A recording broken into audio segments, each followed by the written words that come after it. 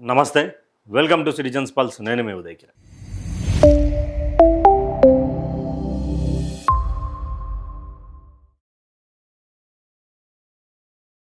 తెలంగాణ రాష్ట్రంలో నిస్సహాయ స్థితిలో ఉన్నటువంటి పింఛన్దారులందరూ కూడా ఈరోజు ఒక కొత్త రాగాన్ని ఎత్తుకుంటా ఉన్నారు. ఏం చేయబోతా ఉన్నారు, మమ్మల్ని ఏం చేస్తారు అనే రాగాన్ని కూడా వినిపించబోతా ఉన్నారు. దానికి కారణం వచ్చేసి పెన్షన్దారులకు షాక్ ఇవ్వనున్నది రేవంత్ సర్కార్. ఆల్రెడీ గతంలో ఎంత అంటే 1,28,000కు సంబంధించినటువంటి 1,28,000 పెన్షన్లు కట్ అయిపోయినాయి. పెన్షన్లు ఏమైపోయినాయి? కట్ అయిపోయినాయి.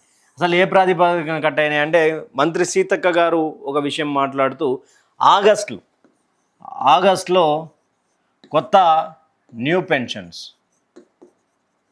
ఎన్నోసార్లు మాట్లాడుకున్నాం ఈ న్యూ పెన్షన్స్ గురించి. కానీ ఇక్కడ మన సీతక్క గారు మాట్లాడుతూ ఆగస్టు నుంచి కొత్త పెన్షన్లు ఇస్తామని చెప్పేసి కూడా మాట్లాడుతున్నటువంటి వైనం. అయితే ఇక్కడ కొత్త పెన్షన్స్ అంటే 2016 నుండి 4,016 చేస్తామని కాదు. ఇక్కడ 10 లక్షలకు సంబంధించినటువంటి ఒక అప్లికేషన్స్ ఉన్నాయి. ఎప్పుడు వీళ్ళు అధికారంలోకి రాగానే ఏమన్నారా, వీళ్ళు ప్రజాభవన్కి రారి అప్లికేషన్లు పెట్టుకొని మీ అప్లికేషన్లను మేము చూస్తాము, అర్హులైనటువంటి వాళ్ళకు కల్పిస్తామని చెప్పేసి రేవంత్ సర్కార్ బలంగా చెప్పినటువంటి నేపథ్యం. అయితే ఇక్కడ 10 లక్షలకు సంబంధించినటువంటి అప్లికేషన్లకు సంబంధించినటువంటి విషయంలో ఇప్పుడు కొత్త పెన్షన్లు రాబోతా ఉన్నాయని చెప్పేసి కూడా సీతక్క గారు ప్రకటించేశారు. అది ఎప్పటి నుంచి? ఆగస్టు నెల నుండి రాబోతున్నాయని చెప్పారు. ఇదంతా బాగానే ఉన్నది. కానీ మరి ఇక్కడ కట్ చేసినటువంటి 1,28,000 సంబంధించినటువంటి పెన్షన్దారులు ఎట్లా? దీంట్లో చనిపోయినటువంటి వాళ్ళు ఉండొచ్చు. తర్వాత దీనిలో 1,28,000 ఎవరెవరు అనే ఒకసారి అడిగితే, ఒకటి చనిపోయినటువంటి వాళ్ళు, ఇది బాగానే ఉంది. మరొకటి గవర్నమెంట్కి సంబంధించినటువంటి ఉద్యోగుల తల్లి తండ్రి, ఇది బాగానే ఉంది. మూడోది వచ్చేసి 5 ఎకరాల కంటే ఎక్కువ ఉన్నవాళ్ళు. 4 వలస వెళ్ళినట్టి వాళ్ళు. అంటే ఈ 4 కేటగిరీల కింద ఎంత కట్ చేసారు గతంలో అంటే 1,28,000 అని చెప్పేసి గతంలో మనకు ఒక రిపోర్ట్ వచ్చి ఉండే. అంటే అది కట్ అయినాయా, కట్ కాలే అంటే చాలా వరకు దాంట్లో దాదాపు కట్ అయిపోయాయి.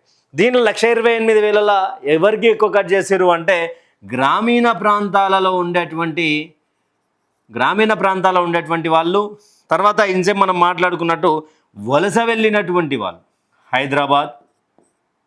హైదరాబాద్ వచ్చినటువంటి వాళ్ళు, బాంబే, ఇతర ప్రాంతాలలో, ఊర్లలో, గ్రామాలలో ఉన్నటువంటి వాళ్ళ పెన్షన్లు కూడా కట్ అయినాయి.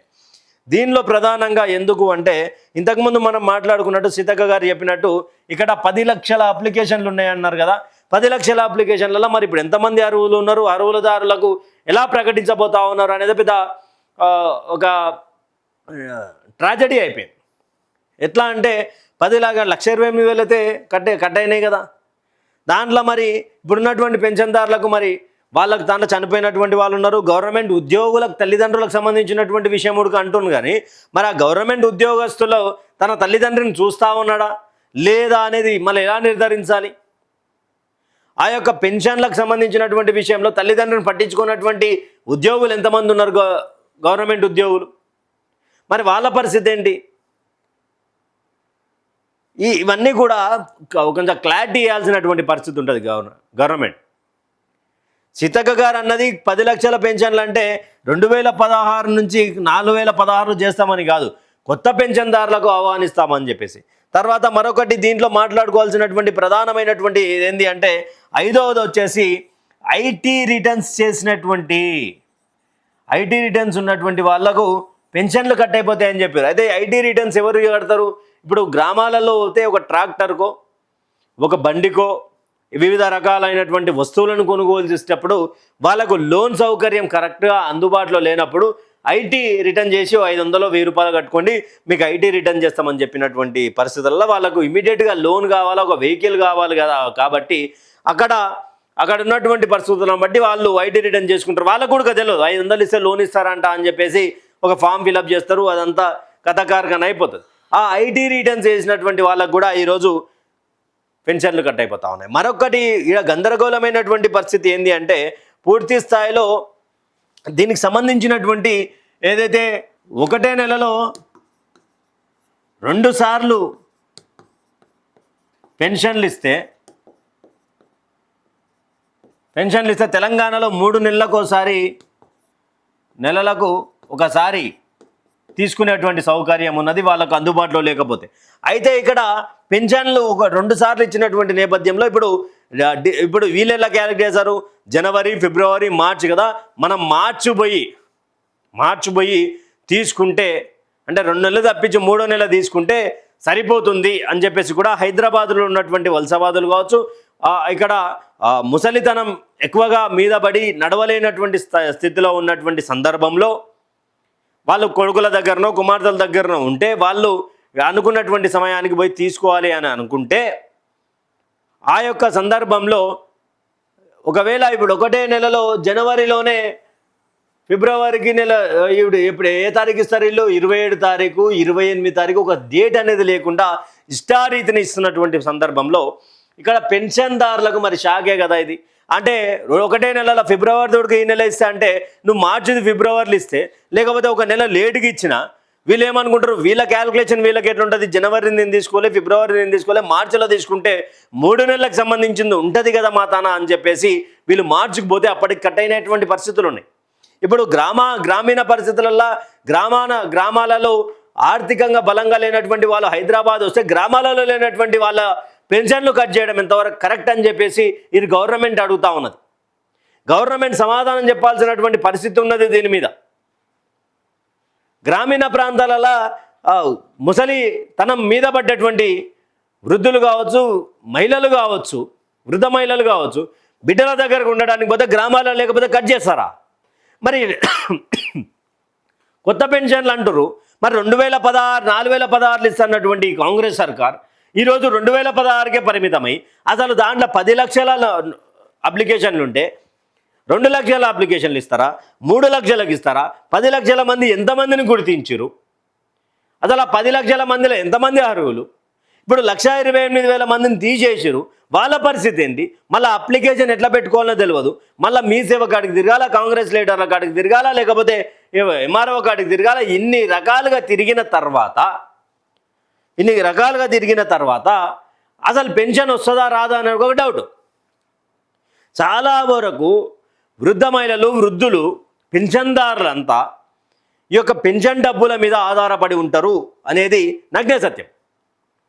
వాళ్ళ కోట్లు ఉన్నాయా, ఎన్నికేమున్నదా పక్కన పెడితే, ఇక్కడ ఇంకొకటి 5 ఎకరాల పైబడినటువంటి వాళ్ళకు పెన్షన్లు కట్ చేసేసినటువంటి సందర్భం కూడా రేవంత్ సర్కార్ తీసుకొచ్చింది.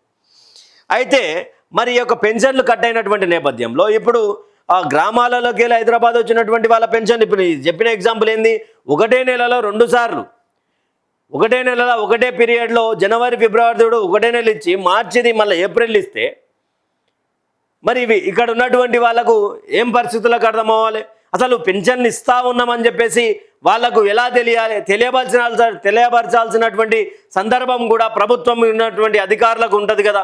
అసలు ఆ అధికారుల దగ్గరికి పోతే మాకే తెలియదు సార్ ఎప్పుడు వస్తాయి అకౌంట్లో వచ్చిన రోజు ఇస్తామని చెప్తారు. గతంలో పోస్ట్ ఆఫీసుల ద్వారా ఇస్తున్నటువంటి నేపథ్యం ఉండే. కానీ ఇప్పుడు హైదరాబాద్లో ఉన్నటువంటి వాళ్ళకు, వరంగల్లో ఉన్నటువంటి ప్రధాన సిటీలలో ఉన్నటువంటి వాళ్లకు పెన్షన్ వస్తుంది అంటే గ్రామానికి పోవడానికి ఎంత ఇబ్బందికరమవుతుంది. వాళ్ళు నడవలేనటువంటి స్థితిలో ఉంటే ఏ విధంగా వాళ్ళు పెన్షన్లు తీసుకుంటారు? దీన్ని బ్యాంకు రూపకంగా మార్చాలని చెప్పేసి ఎప్పటి నుంచో డిమాండ్ ఉంది కదా. ఈ ప్రభుత్వం కనీసం 4016 ఇవ్వకున్నా కూడా అక్కడ బ్యాంకు రూపకంగా చేస్తే ఎంతవరకు సక్సెస్ అవుతుందో ఒకసారి ఆలోచించండి. ఇవన్నీ కూడా కొంత సమయాన్ని చూసినట్టయితే పెన్షన్దారులకు షాక్ ఇచ్చేటువంటి ప్రభుత్వమే తప్ప పెన్షన్దారులను పెంచేటువంటి ప్రభుత్వం లేదు. మరొకటి ఆగస్టు నుంచి ఎందుకు ఇస్తున్నారు అంటే రాజకీయంగా మాట్లాడుకునేటువంటి ప్రయత్నం చేస్తే ఆల్రెడీ ఇప్పుడున్నటువంటి పెన్షన్దారులు అంతా కేసీఆర్ హయాంలో తీసుకున్నటువంటి పెన్షన్దారులు, కేసీఆర్ హయాంలో పెరిగినటువంటి అమౌంట్ని తీసుకున్నటువంటి వ్యక్తులు. ఎంతసేపు ఉన్న గ్రామాలకు పోతే పెన్షన్దారులు కావచ్చు, రైతులు కావచ్చు, కేసీఆర్ పేరును జపిస్తూ ఉన్నారు. దాని రూపకంగా మనం కూడా కొత్తగా పెన్షన్దారులకు ఇస్తే, కొత్తగా ఇచ్చినటువంటి పెన్షన్దారులకు మన రేవంత్ రెడ్డి సర్కార్ ఇచ్చింది, రేవంత్ అన్ని ఇచ్చిందని చెప్పుకునేటువంటి ప్రయత్నం జరుగుతుందని చెప్పేసి కూడా కొంత రాజకీయంగా జరిగి ఉండొచ్చు. కానీ 5 ఎకరాలు ఉన్నటువంటి వాళ్లకు, ట్రాక్టర్ ఉన్నటువంటి వాళ్లకు, సొంతిల్లు ఉన్నటువంటి వాళ్లకు, ఐటీ రిటర్న్స్ ఉన్నటువంటి వాళ్లకు, ఐటీ రిటర్న్స్ గ్రామీణ ప్రాంతాలలో రైతులకు ఏం తెలుసండి? ఏదైనా లోన్ కోసం అప్లికేషన్ పెట్టినప్పుడు వాళ్ళ స్వలాభం కోసం చేపిస్తారు, ఆ తర్వాత వాళ్ళ పెన్షన్దారులకు పెన్షన్లు కట్ అయిపోతూ ఉన్నాయి.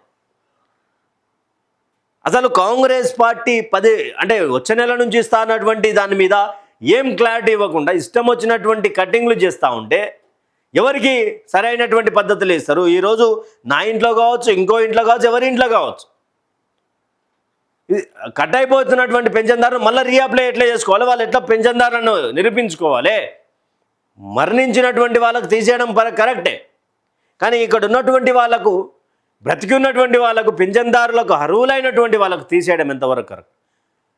గ్రామాలలో కనీసం ఎవరైనా అవగాహన కల్పిస్తూ ఉన్నారా పెన్షన్ల మీద అంటే ఎవరు కూడా లేదు.